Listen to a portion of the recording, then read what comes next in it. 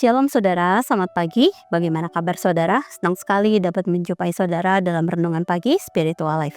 Pagi hari ini kita akan kembali merenungkan firman Tuhan dan kali ini akan diambil di dalam Keluaran 8 ayat 30-32 dengan judul Doa Jembatan Menuju Kedekatan. Saya akan bacakan bagian firman Tuhan bagi kita semua. Demikian firman Tuhan. Sesudah itu keluarlah Musa dari hadapan Firaun dan berdoa kepada Tuhan.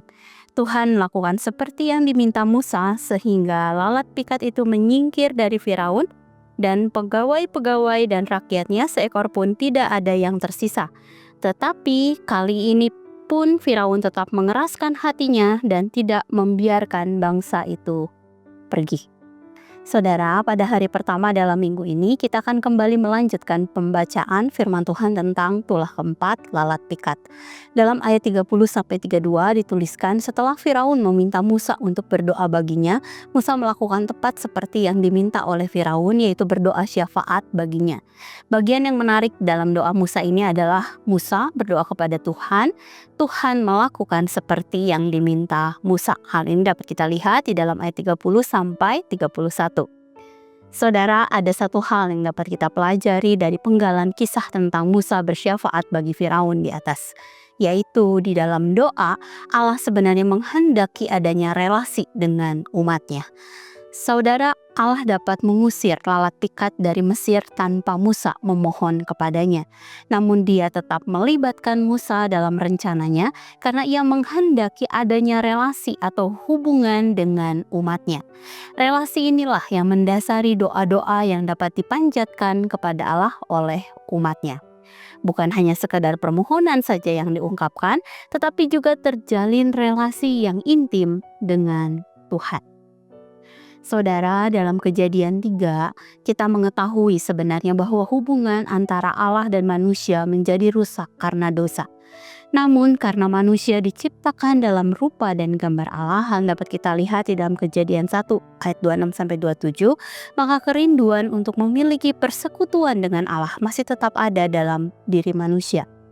Doa sebenarnya merupakan salah satu sarana yang digunakan Allah untuk dapat berkomunikasi dan membangun relasi dengannya.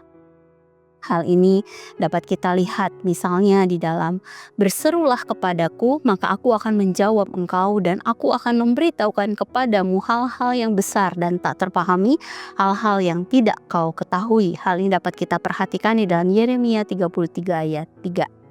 Dan ini pun menunjukkan bahwa sebenarnya hubungan yang Allah kehendaki adalah adanya komunikasi antara Allah dan umatnya. Dengan demikian, ketika kita berdoa, bukan hanya saja permohonan kita yang dapat kita ungkapkan kepada Allah, tetapi kita mengungkapkan pergumulan-pergumulan kita serta memberikan ruang hening untuk mendengar Allah berbicara kepada kita. Sehingga doa sebenarnya menjadi sebuah jembatan menuju kedekatan antara Allah dan umatnya. Karena hal ini juga terjalin karena adanya relasi yang intim antara Allah dan kita. Saudara, mari sejenak kita merenungkan firman yang baru saja kita dengar. Saudara, apakah kerinduan untuk membangun relasi dengan Allah mendasari doa-doa kita kepadanya?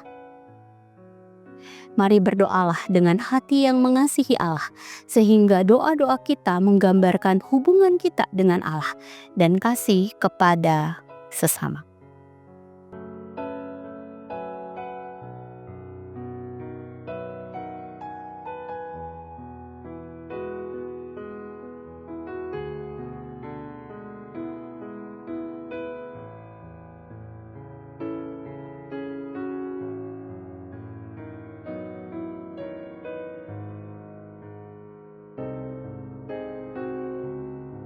Demikian firman Tuhan hari ini. Mari kita berdoa.